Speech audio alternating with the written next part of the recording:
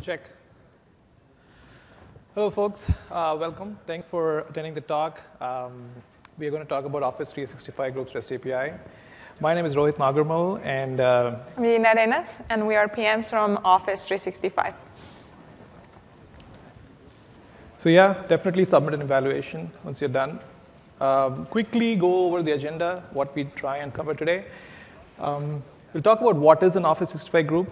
I don't know how many of you are familiar with an Office 365 group. It was launched publicly around Christmas, January this year.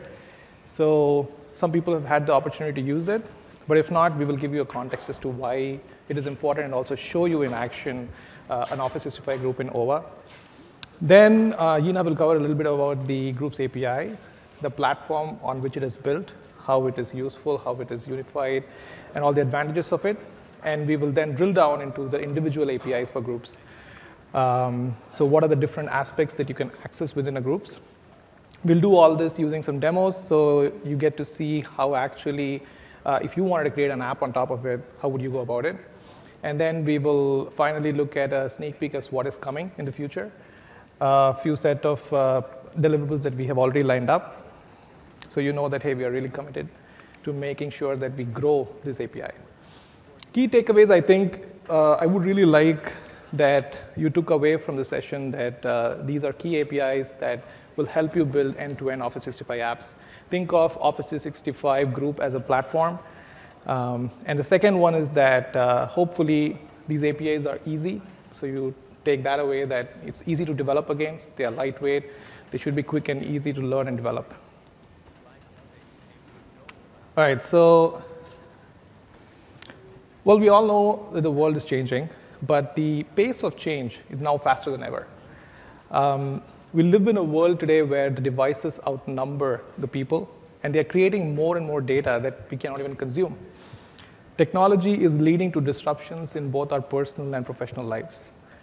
All of us have smartphones with apps that we rely on every day to do things which we couldn't imagine just a couple of years ago. For example, coming to this conference, I used Uber to help me get to and from the airport. I just put a post on LinkedIn saying that, hey, I'll be traveling to San Francisco. So a few of my friends pinged me, and they said, hey, Rohit, it'll be great to meet you. So I Facebooked and WhatsApped a couple of them to meet them in the sidelines of the conference. So all this is really helping me better communicate, right? I'm being more efficient and operate more efficiently. Now, all these changes, which we are now so used to and take it for granted in the consumer space, are also coming to the enterprise, where the goal is that the things that people are used to and operate in their personal lives, they want to also do it in the business. Because the value is in creating things, right? And most often, we don't create things alone. We create things together. Now, this chart basically shows you how information flows in the traditional hierarchy and how it flows in a modern world. So, sorry, I think I bumped over. Yep. So in the traditional world, information is flowing in a point-to-point structure, right? It's very controlled, and systems are built to make sure that the information doesn't flow where it should not. Whereas in today's modern world, networks are open and transparent by nature. This helps for information to go from one place to another without having boundaries. And this helps, in turn, employees to learn and adapt quickly. Now, networks are also becoming the way that people organize. So I think of it like a Hollywood model, right, where there will be a bunch of people who would want to work on a project. So they will get the best people together. They will collaborate on a project.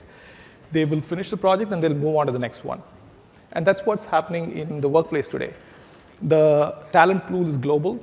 It's estimated that more than 40% of the US workforce is going to be made up of independent contractors and contingent workers, which means that when you want to create a team, you will have to rely on the network to find the right people so you can build fluid teams quickly and then disband them. And that's where Office 365 groups come in.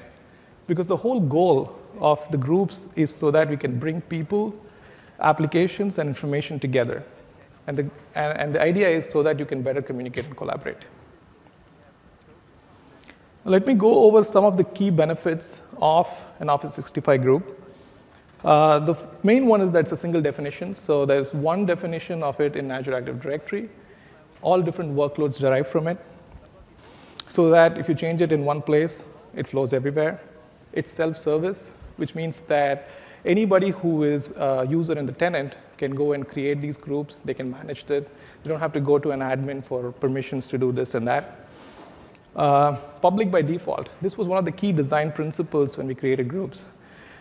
Because just going back to the previous slide, the networks are open and transparent by nature. So groups have to be public by default. Now, of course, we understand that there might be cases in which you want to create a private group where only the members are allowed to access the content. So you can create a private group. But even then, they are discoverable. So anybody in the tenant can still find them. Context and history.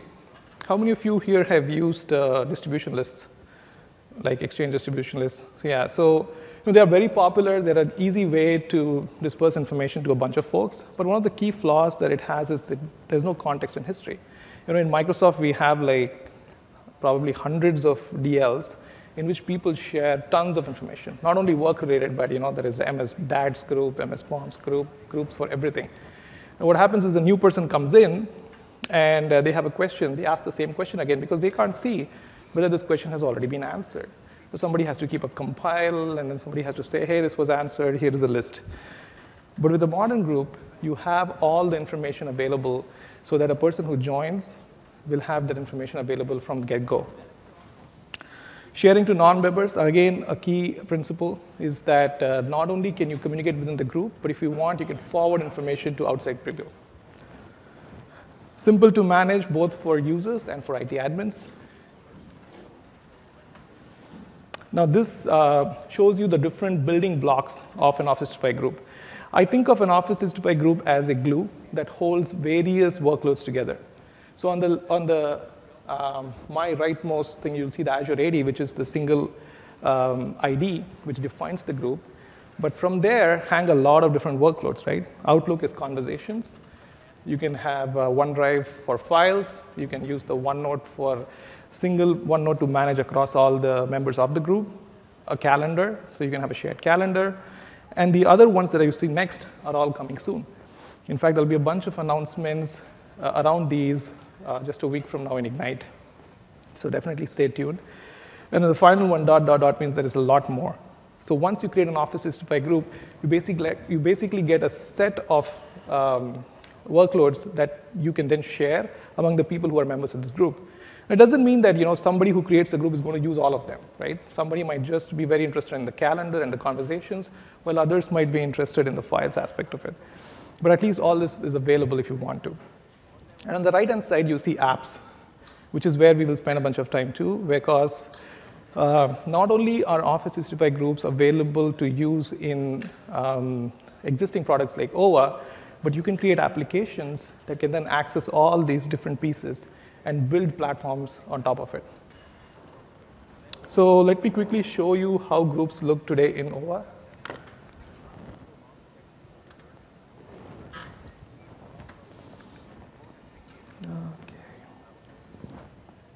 All right.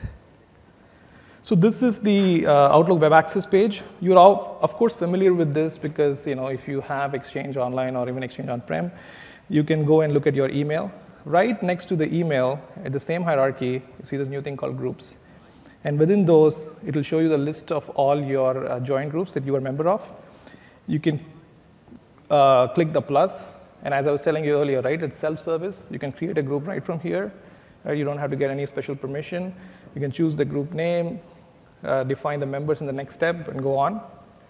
And if not, then you can click on an existing group. And the first view you see is the conversation view. So these are all the conversations that are currently happening in the group and the different posts associated with it. So if you want to go and participate in one of the conversations, you can start going and saying, replying, say hi, hello, or whatever.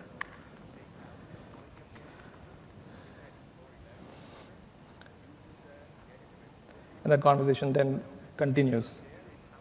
And anybody who is a member of this group, and if it's a public group, then even if you're not a member, you'll be able to see this information. Some other things are that there is a group contact card, which shows you information about all the different aspects in the group, like conversation calendar, members. You can also quickly add members, leave the group if you want. And a similar experience is also available from here, all the different workloads that you can access. Subscribe is interesting. What subscribe means is that if you subscribe to a group, all the conversations that come to this group and the posts that come will also be sent as an email to you. So in case you are interested in keeping tab of a group conversation, but you want to live in the email, then you can still reply and interact with the conversation from there. Let's click on files. So it takes me the OneDrive for Business for this particular group. You see all the files that are listed here. You can click calendar, and it shows the group calendar. This is again the similar experience that you're already used to on managing a calendar. And you can also click on your existing calendar to get an overlay view if you're interested in. One other thing that you can do is you can add items from your group calendar to your personal calendar. So if you clicked on this, see there's a button that says add to my calendar. So if you want to just manage your calendar in which you want to make sure that this event is added, you can do that in one click. Of course, you can create events, update events. One thing you can't do is you cannot decline or tentatively accept events like you can in your personal inbox, because this is a group calendar. This event is not just for you. This is for everybody in the group. So what happens is if somebody sends an event invite to the group email, then it gets automatically accepted. So, but what you can do is you can delete the event. So you can cancel the event and it will go away. What else?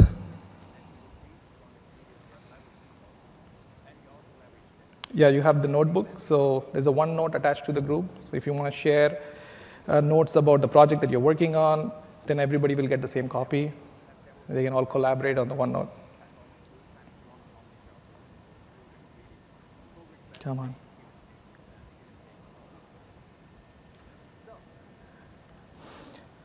It'll come.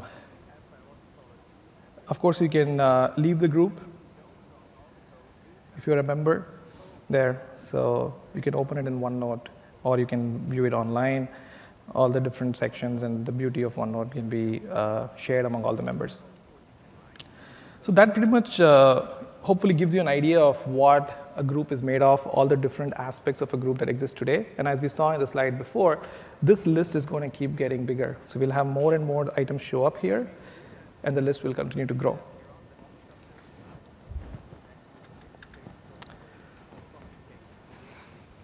Now I'm going to hand it over to Yina, who's going to talk about the awesome APIs and how you can leverage those to access all the information that you just saw. Yes, so thank you, Rohit. Before I dive into the APIs, I'm going to take a minute to talk about the Office 365 platform overall. So for those of you who are familiar with developing against Office 365, we have a pretty open platform in which you can basically develop in the technology that you choose. You can, it can be running under Windows Azure, or it can be running under any other stack that you choose. We also have, because we are, as our CEO said when he took his office, we are a mobile-first and cloud-first company. So our platform is exposing SDKs on iOS, Android, and .NET, not just the typical .NET things that we have been doing in the past. And of course, we have the REST endpoints in which you can go and interact directly with. Office 365 platform also is built on top of standard protocols, for example, like Auth 2.0, that allows you to do the authorization on all the APIs and has a scope, exposes tightly scoped permissions on top of the APIs to make sure that the applications only get access to the data that the user consents to. So as a developer, you go and select what are the permissions that your API, that your application wants to have, and then on runtime, the user will see a consent flow that will clearly express to the user what are the different set of delegations that the user is going to be given to for this particular app. That's actually a very important point to note, because if you think about it, we are going to expose from this one unified API a bunch of capabilities, right? which means it is very powerful, but at the same time, you want to be careful that when an app consents to it, that you don't give it everything. You don't give it the keys to the whole kingdom. So you can define that, hey, my app is only going to need group permission or mail permission or contact permission. That way you can secure it with just the granular scope. Yep. And then we have the data layer. On the data layer, we have all the different services that are underneath the Office 365 umbrella. We have SharePoint, we have Exchange, we have OneNote, we have Link, Skype, and all of these different services that make these complete experiences for our users.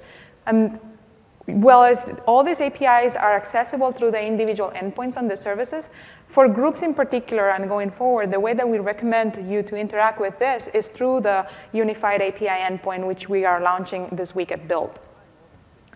So with that, I'm going to talk a little bit about this Office 365 Unified API, which is basically a single endpoint into which you can access all the content that is underneath the Office 365.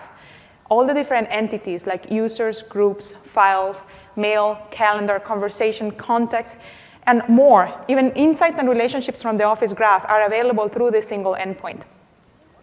From the group's perspective, you can navigate specifically to the group's collection and get access for unified groups to all of this data, rich data that belongs to the group.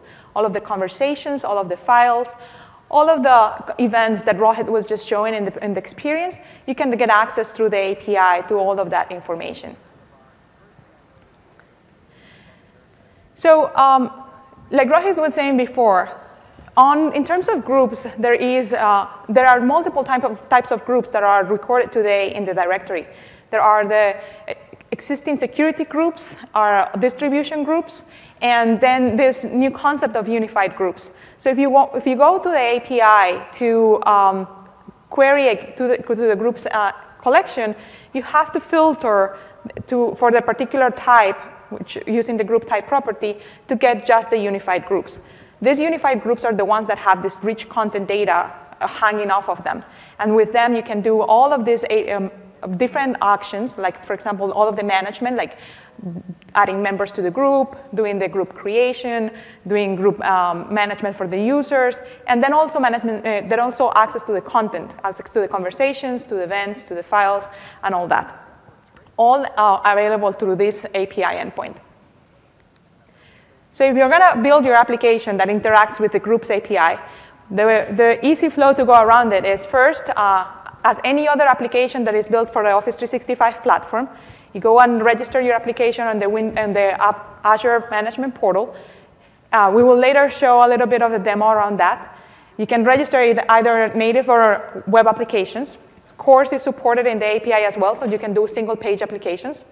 You go and configure the permissions. These are the permission scopes that I was mentioning before around giving the application access only to the specific items that the user wants to consent to. In the particular case of groups, there are two scopes that are important, which is groups.read.all that give you read access to all of the content of the group, and group read-write.all, which gives you read-write access to the content. Then you use the OAuth 2.0 flow to get an access token in order to interact with the APIs. This flow is basically just an OAuth 2.0 flow, very open standard. But there we have, again, like I was saying before, we have client libraries that allow you to very easily handle this process, just referencing the library, and with 2 lines of code, it takes care of all the protocol handling, and then you can just get your access token really easy. And then on top of the OAuth 2.0 flow, we have OpenID Connect, which is basically a mechanism that allows you to do single sign-on, gives you an ID token with basic information about the user. And you can use this to do the single sign-on, in addition to just getting the token back to access the API. Once you have do the steps that are just one-time only steps, then you can just go and build your application against the Office 365 Unified API and take it from there. So what can we do with the Groups API? Let me start by switching up here. No, it's on the other one. It's not open. Here. We need to open it. Yeah.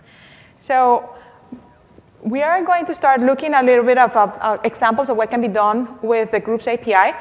To do that and to help us with this walkthrough of examples, we're going to be using this REST console. In this REST console, we are going to be making REST requests against the API. We're going to be looking at what is the request that is sent, what is the response that we receive.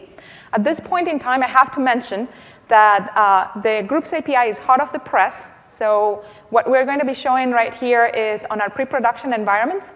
It will shortly roll out into production and be available worldwide for you to access and play with it. But for now, you will just have to look at it from our demo. No, actually, it is rolling out already, and it's more than 50% deployed. But just that when we created the demos, we did it on PPE. But most likely, if you have a tenant, you might already have it. If not, as she said, maybe in a week or two, it will be rolled out worldwide completely. OK. So to start getting access to the API, the first thing that we're going to see is the host endpoint, graph.microsoft.com. The next part is the version of the API. In this case, because the API is in preview, we have the beta version. Then we have a shortcut for the tenant. You can either use here the tenant ID, the name of the tenant, like, for example, demotenant.onmicrosoft.com, or the token my organization. Similar to what we have on tokens around me on other APIs, we have this my organization token that allows you to access data on the particular organization that belongs to the user that is signed on to the application. This is actually pretty cool, right? Because you don't need to write, organization contoso.com. You can just use this placeholder to specify that, hey, whoever comes with the sign-in token, because we know in the token who you are, we can replace the organization with your tenant ID. Yep. And then the next thing is going to the collection. In this case, is groups. And then, but before I go to the groups, I'm just going to quickly show all the things that are supported by the API. Oh, actually, we have it here. I'm going to show the metadata endpoint. Using the metadata endpoint of the API, you can access to all of the different things that are supported. You can see all the different entity sets, the entity types, the properties, navigation properties that are part of the API, all the enums and all the different things. We use the metadata document to generate all of our client libraries for .NET, for iOS, and Android. We use this document to create these preconceived objects in the libraries that allow you to very easily access the API. Yeah, and the goal of the metadata is twofold, right? I mean, I personally like to look at the metadata just to see what entities are there, what properties are there. But the main idea is that you can point tools to the metadata so they can create serialized objects, right? So for example, if you pointed there are many off-the-shelf parsers available which can parse the OData XML, and they will create the serialized objects. So if you wanted to not wait for a client library, or if you were developing in a language which does not have a client library support yet, for example, let's say Ruby or something, then you can get an off-the-shelf product to create the objects for you. So you'll point that particular tool to this. It will generate the library which will have like group object and the mail object and everything, so that you can easily then call the request and then store the response in these pre-canned objects. Yep. That's one of the main goals. Even the tools that we use for the generation of our own libraries are open source on GitHub, and then you can use the same tools to generate your own. OK, so I'm going to send out this request to the groups collection. Well, hold on. I need to get authorized first. This console is taking care of the authorization for us. And once I'm authorized and I get an access token, then I'll be able to send a request to the groups. Oh, hold on. We'll just refresh that.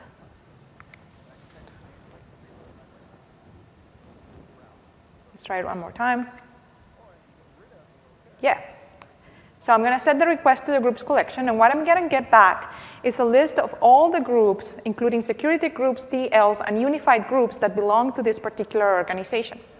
But then I was saying before, in order to get the groups that we are interested on for this particular talk, which are the unified groups, I can do things like filter on the particular group type.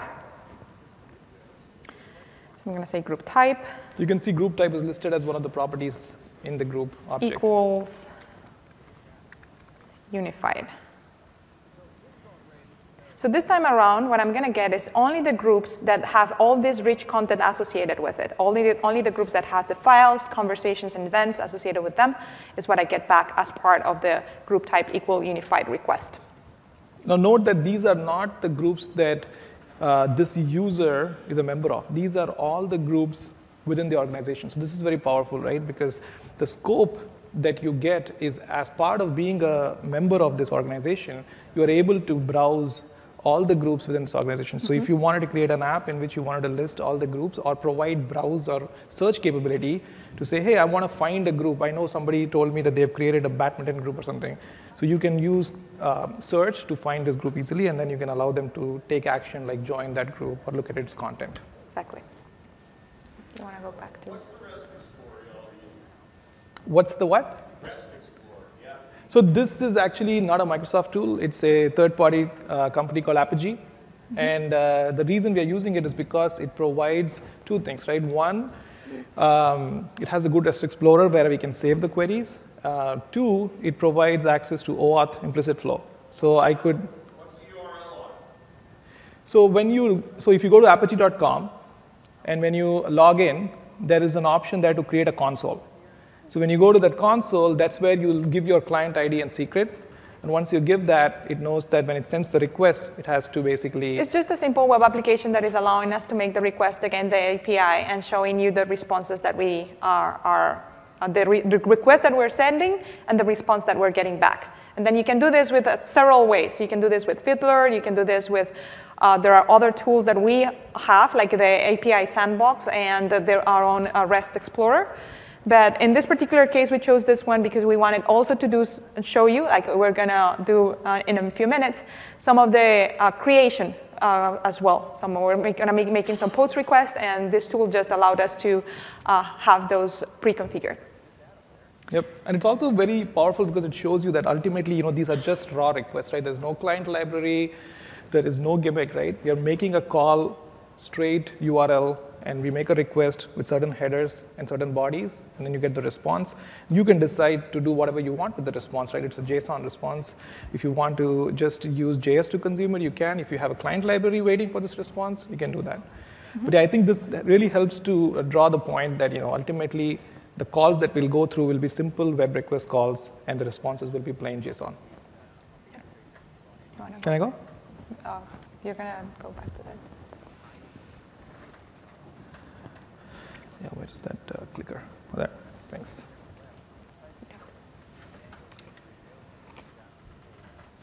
All right, so next what we'll do is we'll do a little bit of a deep dive into the Groups API. So of course, you can do management-related actions, right? So as Gina was saying earlier, you can create groups, you can read them, update them, and delete them. There are two basic entity and collection, a group, which is one individual group, and you can also navigate to the groups collection as she showed, right? When you went from my organization /groups, you were navigating the collection, and when you give an ID after that, then you navigate to a specific group. Apart from the regular CRUD actions, there are a few other interesting actions that you can perform on a group. Remember I showed you about subscription, so you can call this API subscribe by mail, and the opposite of that, unsubscribe by mail. There is also an add favorite method, so you can make this group a favorite. So if in case you want to write an app in which you want to, say a person is a member of 100 groups, right? What is the ordering you want to really give? So if somebody has marked their group as favorite, then you can check that property on the group and say, hey, this group is a favorite of this person, so I'm going to bump this up. And similarly, you can do remove favorite. The other interesting thing is reset unseen count. So one of the things that you will see in OA is that since you last visited, if there are a lot of new messages that have come into the group, then those get added to a particular count. So this is not a group-wide setting. This is a user-specific setting, just like favorite and subscribe. So let's say that I have a group and I'm a member of it, and since yesterday, there have been 20 new posts. So there will be a number called as unseen count on group, which you can access. So if you write an app, you can put that number next to your group, right? And then a person will be able to triage faster and say, oh, this group has had a lot of activity since yesterday. I want to see what's going on here. So then after the person has actually looked at it, your app might want to reset that count, right? Because you don't want to show the number 20 again. So you can call reset unseen count to set that number to 0. It's a global setting, which means if your app goes and sets it to 0, if the person logs into OVA, even there, he will see the number 0. It's not an app-specific number. Again, a person can be a member of many groups, and a tenant can have hundreds and thousands of groups. And the join groups tell you how many groups is this person or this individual a member of. Yeah, this one is from the specific users collection, right? Yep. So once you're in users, you can go to join the groups, and then you'll find out all the unified groups that belong to this, that are part of this particular user, which these users subscribe to. There's a couple of sample URLs, right? As we saw earlier, from Graph, you can go to the version, which is beta right now. Once we let it bake for a little while, get the kinks out, we'll move it to v1.0, after which you can give the name of the tenant, either contoso.com, or you can give my organization, and then the groups collection identifying a specific ID of a group. So let me show you a couple of sample queries on the groups. So you saw the get unified groups. Let's see the join groups. So if you notice, this is not from the organization, right? It goes from beta me. And what are my join groups? Me is a token or a shortcut for users / and then the UPN for the user that is signed into the app at that given point in time. So you can replace this with /user/yondo@contoso.com, Yeah. or just use the me endpoint. Yeah, something like this. You can say users / this guy is John D and D. I've not tried this, so it may not work, but Kershaw test 10. Yeah, might have some mistake there. Yeah, it's too little for me to see with the bright line in front. It's okay. So anyway, what you notice here is you'll see two groups, right? You'll see that he's a member of Happy Group and Unified Group. If I go back to the OVA, and we look at the groups, these are the two groups, right? So that's exactly what it is showing. It also has some other properties like the email address, display name, and its favorite. Right now this is showing as true. So let's go back and get an individual group. So this is an ID of that Happy Group. So if you notice C7583, let's go back to my join groups. You see here C7583. So this is the group that we want to access. This is one of the benefits of the API, that it gives canonical identifiers to each of the entities that belong to all of the Office 365 data. So it allows you to reference to that particular entity across all of the APIs. So you go to that particular ID and then hang off all the different navigation properties that belong to that particular member. Yep. So if you wanted to navigate from one entity to another, the canonical ID help you do that. So if there is a collection of users attached to, say, groups, then you'll be able to use the user ID then to navigate to the user or the member. Yep. So we are now looking at this particular group. This has a bunch of group-related properties on it. One of the things we saw was that this particular group was already marked as my favorite. We saw that his favorite was true. So let's go ahead and make this not my favorite. So I'm going to remove favorite from here. So I call that. Why don't you show a little bit of what is in the body? This is a post request, so basically we're... Yeah. So the main thing headers, here, so the main thing is that we send accept header. You don't need a content type header because the body is empty, but the accept header basically says that, hey, please accept application on JSON. So our request was successful. We got a 200. Now if I go back to my join groups call and see if his favorite property has turned to false or not. There, now it's false. Now let's do a similar thing, subscribe by mail. So if we go back to our Happy Group, we see that this person is not subscribed to this group right now. So because it's telling me, hey, do you want to subscribe? Which means that now if I go back and call subscribe by mail, and says we are successful.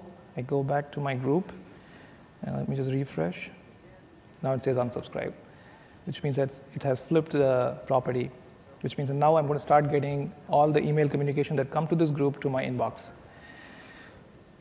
Of course, I can go and unsubscribe too again, and it should switch back to subscribe. There's, of course, the reset unseen count that I had showed you earlier. Just, you can see it's just reset unseen count, call that action, and it makes it 0. You can also get to that property by doing a get.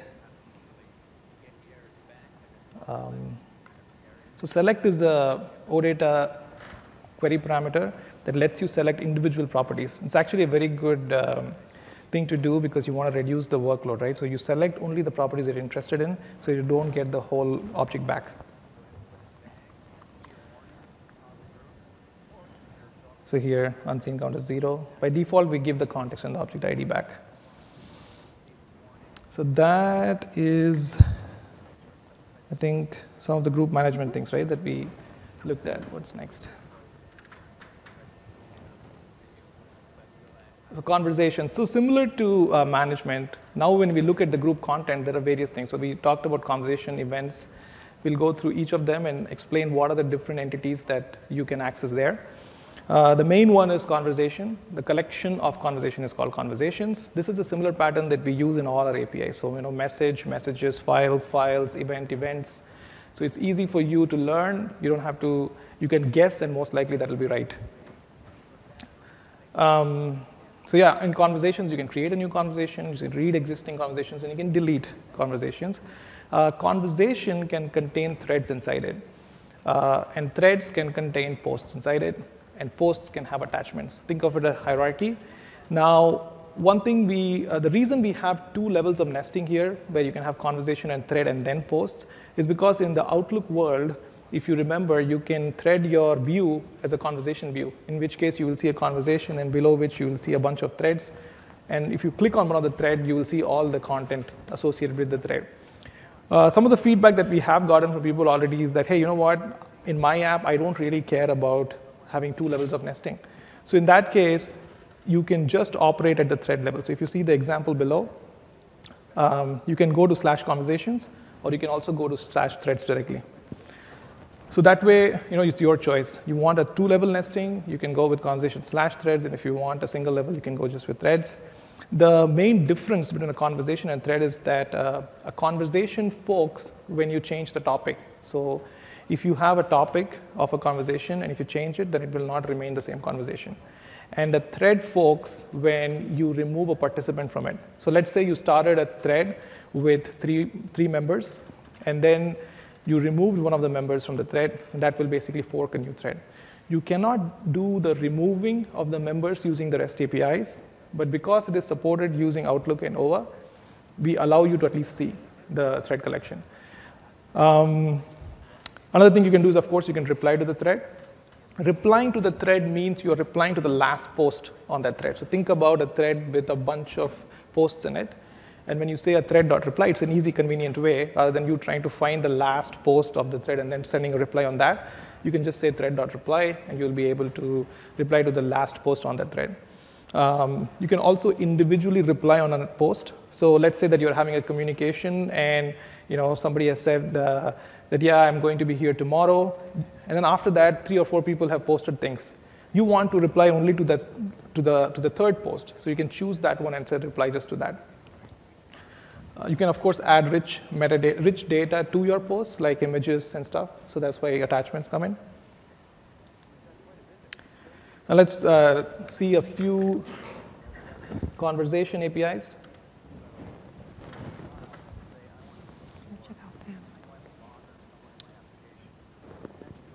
Yep, doing a time check.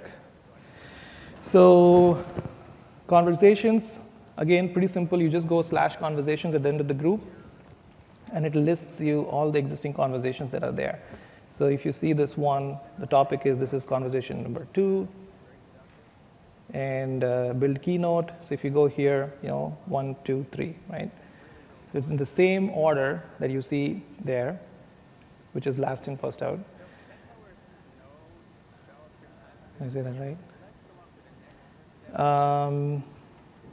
You can, of course, create a conversation. So the only difference between the last one and this one is that now I've changed it to post. And it's important to see that I have a body now. In the body, you're giving the request payload. So you will define. You can just send it and then we'll see it here. Yep. So you'll define that, hey, these are the properties that I'm giving, the topic and the post. The post has two properties, the content type. You can give rich content like HTML, or you can just give plain text.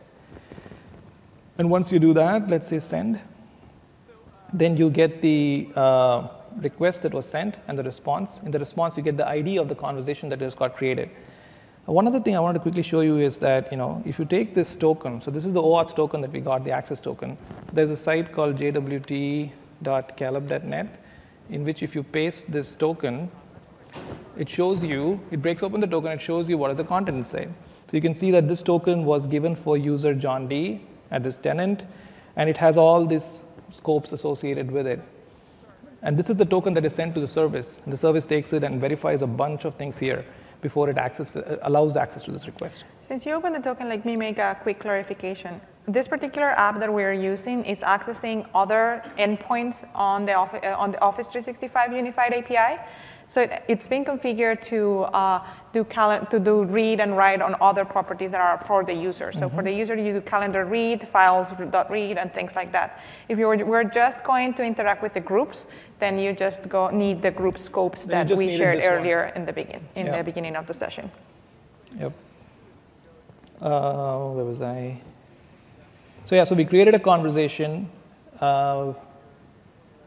I think I wanted to, let me create another one with a different title. Too many.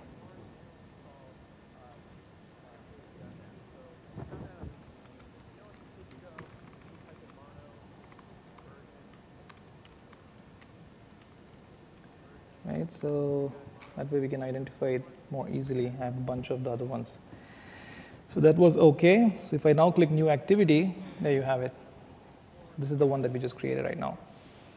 And then if you look at the body of that request, you can see how easy is just to pass in the three properties that belong to the creation of the conversation, and it participates right away from the Office 365 experience. Yep. So now, as I was telling earlier, right, if you don't want to operate the conversation level, you can just do threads. So you can get the threads. It will list all the threads across all the conversations. So you can just, because most conversations will have only one thread, unless somebody forked it from, say, Outlook or something. So you can be pretty confident that if your users are not going to do that, then you can just operate the thread level. So it also has a property to give you a preview of the last post that was on this thread. So you can create a list view pretty easily. And you can then, of course, reply to a thread. So here I have already identified a particular thread. And then if you notice here, I just add the reply. It's a post request. And with the post request, we need a body, which is the post. So it's like reply from our talk. And then again, notice we're just posting to the particular member of the group's collection, and then to the reply action with just the text of what we want to reply to, and then we will see it right away. So that's, again, I think it will show up here. It's still working on it.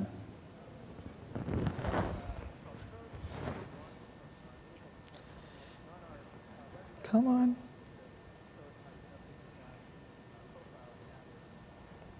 Anyway, I will come back to this. Yeah, there it is. So then you will see that here we replied to this post, reply from our talk. That's there. So this is the OA app, but if you had your own app, then you will see the content show up there too. Let me rush.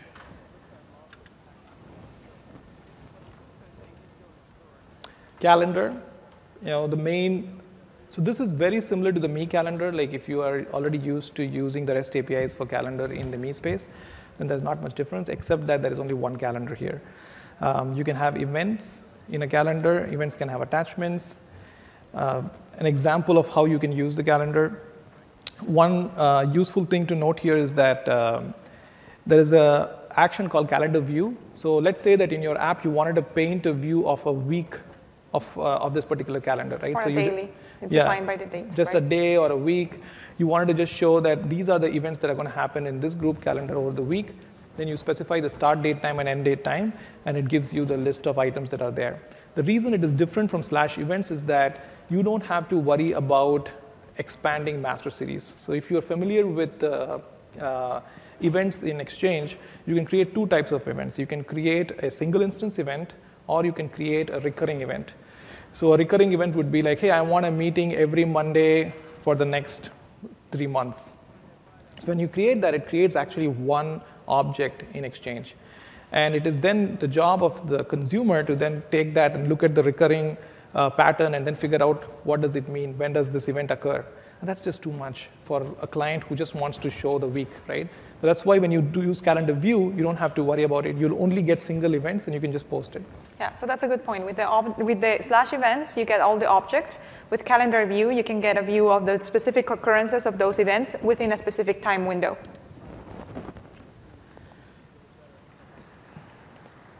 I'm going to spend a little less time here because we are a little short. But this shows you the list of events for this particular group.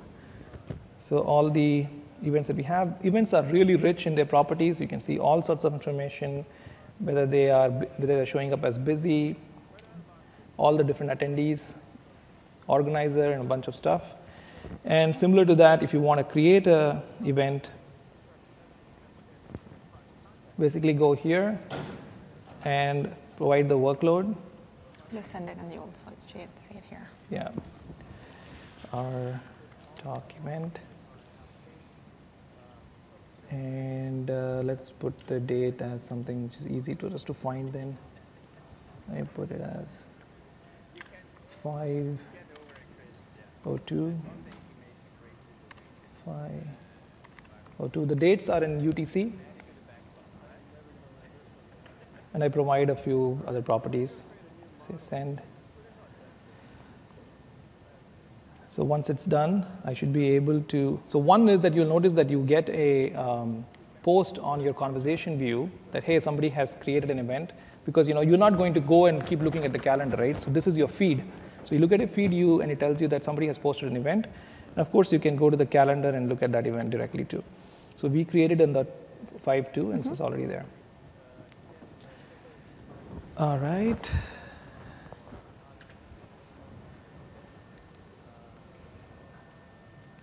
And then we get to the group files. So in the group files, we have the files collection that allows you to get all the different members that both folders and files that belong to that particular group. You have full support. You can download a particular file. And on the folders, you can enumerate all the children that belong to that particular folder. Some examples on the files requests, and once I have on a particular group, I can go to /files. I'll see the enumeration of all files and folders that belong to that particular group, and using the canonical IDs, I can navigate to either files or a folder, and I can look at the same properties that are part of the file, and I can even do, because I'm using the unified API, I can go through the fixed relationships between the files and the users that have interacted with the files. For example, I can do /files and go to a particular file and go to the last person that modified that file and get the user profile of that person that modified that file. And even further, look at other relationships that user has, like for example, look at the manager or the reports and things like that. So I'm going to show some of the file requests. The first one that I'm going to do is I'm going to get the group files. I'm going to the groups collection. I'm going to a particular group. Once that request gets back, I see the list of all the different files and folders. We define the type will define which particular, whether it is a folder or a file. And I get all the metadata associated with that particular item. I can navigate to a specific instance of a file using the ID. So for example, this is a file. This is the ID right here. I'm just going to copy paste it. I can say /ID, and I get the particular instance of that file. And like I was mentioning before, I can just add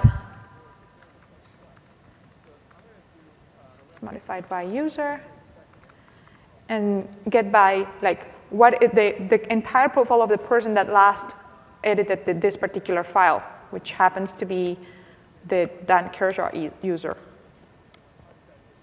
I can do other things on files, like for example, I can create a file. To create a file, I make a post to the group file, to the files collection in the group, and I basically set what is the type of the item that I'm posting, that I'm creating, and the name of it. I can add some additional properties as well, but in this case, I'm just going to do the creation on, oh, this one already exists. Let's pick another title for that particular file. New file 2. So I've created a new file on that particular group. And I can do other operations like change the content of that particular file. I can create a folder. And the creation of the folder will be the same as the creation of the file. The only thing that I have changed here is the type. So I can create a folder just by saying the name and the type. I can add children's to that particular folder and can change the content for an existing file, and I can delete the file. For example, I have already, let's see, we had a file here before, and I can change the content. I'm going to say Lauren Bacon is what I want to have on my particular file. I send it, and then it gives me back a 200 saying the content of that file was updated. And the same thing, full CRUD is supported, so I can just change in the HTTP verb. I can set a delete to that particular file item, and then just, boom, the file is gone. Let's keep the app registration, maybe. We won't have time, probably. Mm-hmm. Yeah, so next up is we have, just for reference, and common content queries that you can do on groups. Once you get back the recording or the slides, you can come here and look at the different things that we have shown around conversations, events, files, and also the management. We show here in this particular examples how you can use OData operators like $filter, $top, $format, and things like that to do rich operations on top of the data set that you're getting back on the responses. You can select particular properties. You can filter for other properties. You can format the response that you get. You can just select a fixed set of the result using top, or you can navigate to the next page using skip. All of these are supported on the API. And this is, you can find all the documentation on OData from odata.org. Mm-hmm. I think, personally, I feel like this is really a differentiator, like compared to a lot of other REST APIs that are on the market, because it provides you a very rich way of actually slicing and dicing the information that you get back, right? So you can do paging, and it's a standard way. Once you know what to do, though it's already intuitive, you can apply the same logic in all the APIs that we have, and you will get the results.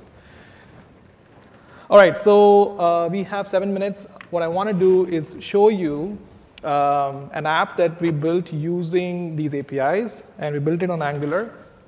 I had never programmed on Angular before. I found it really easy and exciting because there is no compiling. Where was I? So it's going to run on the Node server. I'm going to start my server. Yeah. And then previously for this app, we went through the app registration portal in Azure Active Directory and went through the flow. If you were here yesterday on the session that Rob Howard gave, he showed a little bit of what you do to go to the portal, create a new application, select a couple of things around like the redirect URL, configure whether you want to do single sign-on with the app, and the permission scopes that you want to select.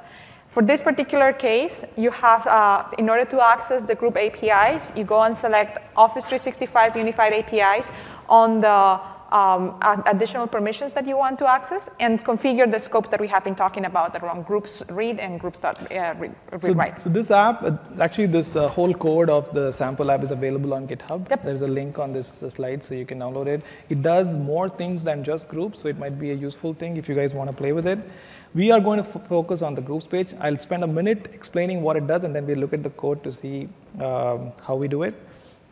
So it basically goes and grabs your join groups. It shows you the list of the groups that you have. And then once you select it, as we went through the conversations, event and files. Groups that we had before, yep. right? So, now you can look at the conversations, and then you can look at the group events, and you can look at the files. The files shouldn't be there. Files are we're going to add in the session. Yeah, but I think I did not delete it, maybe. Let me check. Yep. Let me go and remove this. No, just leave it. No, it's okay. It takes a second. Just want to sure. All right. So let me open the debugger. So if you look at the, actually before that, if you look at the structure, right, Angular is just a MVC web framework. So there is a model, there's a view, and there's a controller. So in our case, our view is the groups HTML. It has a simple structure. Can you use magnifier?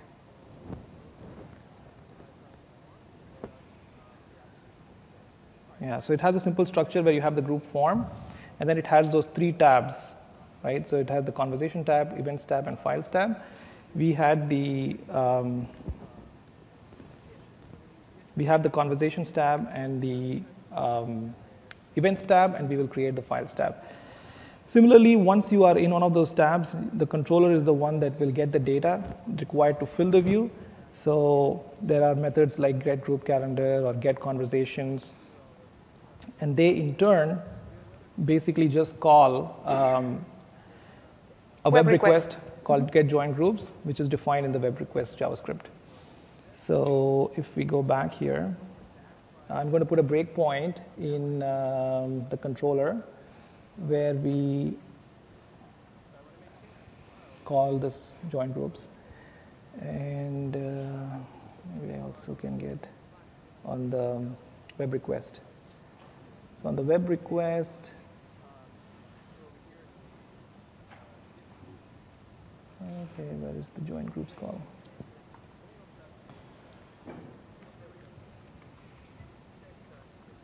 There.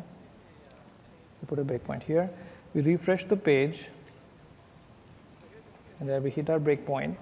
So this is going to make the call to the get join groups.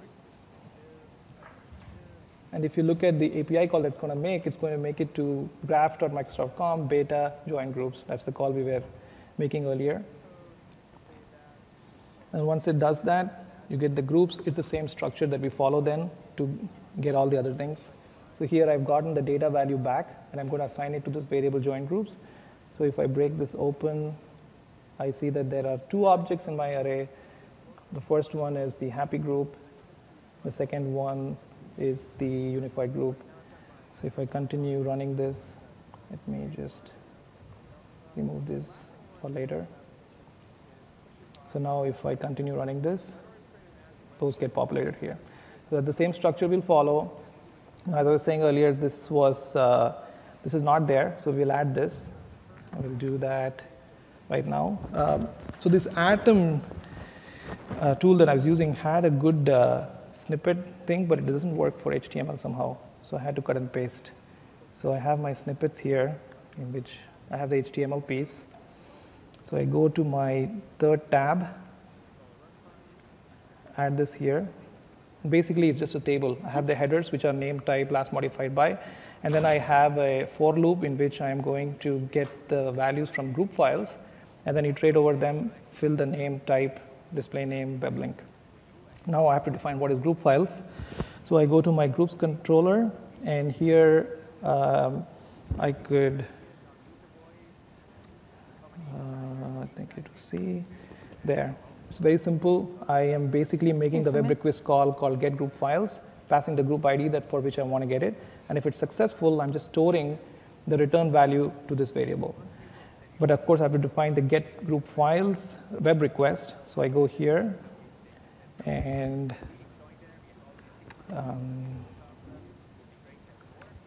Here's just 2 lines of code. I define the endpoint. So this is http graph.microsoft.com. And this is just /files. I can replace it, in fact, with just files. So I save this, and save that, go back. See, no compiling. Just refresh. And we select a group, go to my group files. I see the header now, and there's the values. So it's as simple as that. There's many samples available for developing AngularJS, so we just used one and modified it to make this app. If you click on one of the links, it takes you to the file directly. You can look at that file too. So that was pretty much it. Hope you guys like that. Okay, now we're going to talk a little bit about the roadmap and what is coming. Like we said, some of the features that we presented today, some of you might be able to get it depending on where your tenant is, but within a few weeks, you will definitely be able to do it. In the roadmap, we have instant-on provisioning coming up. And let me take a little bit of time to explain what instant-on is. Because of the distributed nature of the system under Office 365, when you create a group and the group is created on Azure Active Directory, it takes a little bit of time for that group to replicate to all of the individual systems. So if you create a group through the API, you will not be immediately able to go to the particular endpoint like conversation and start posting conversations in there. There is a little bit of a delay. We're closing that gap, but that's a limitation that we have today. If you wanted to go immediately, then we have to go through the experience of creating the group through the UX, and that actually takes care of that instant-on problem. Yeah. Notifications is also coming. Notification support on top of graph.microsoft.com and for all the entities, including entities and entity collections, including groups. The ability to, actually this one we fixed. The ability to set a group photo, get is already there. We have some amazing engineers back in Redmond that made it happen just yesterday. Yeah. We have also $search support. Our APIs, like for example, the mail API supports $search, where you can basically do free-form text search on top of the results. Full text search, and $search support will come also to the groups APIs. Batching and also adding other entities, like for example, the notes are not available today, but we will be adding notes in the near future. Now, this is a common slide that we've been using around all of our talks in the Office 365 tracks. Basically,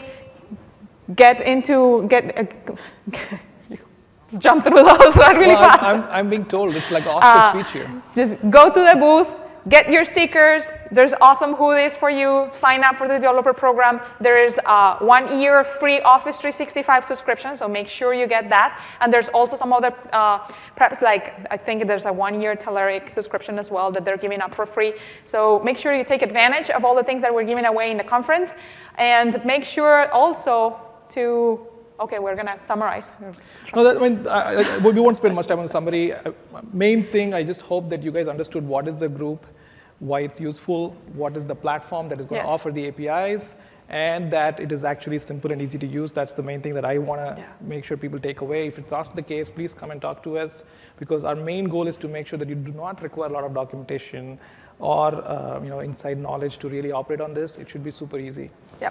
So if you're familiar with Office 365 development, then you should be able to go right away and start playing with that. If not, then there is the creating and registering your app in Azure Active Directory. That's a one-time thing that you have to do, and then you can, from then on, party with the APIs. We just showed a couple of related sessions that we have both here and Build, and that we were going to be showing in Ignite next week. And then, of course, your feedback is super valuable for us, so take a minute and rate this session. Please. And let us know how we did and what we can do next time to make it better. Please do that. Thank you so much, and thank you for joining the session. And if you have any questions, we can take them now. You can take questions. We have a few minutes, and then, of course, we'll be here. We are also in the booth in the first level. Mm-hmm. So any questions? It might be actually useful for people who are listening to it later. If not, then I'm here. Nina is here. We can also take it offline. Thank you, guys. Thank you, guys.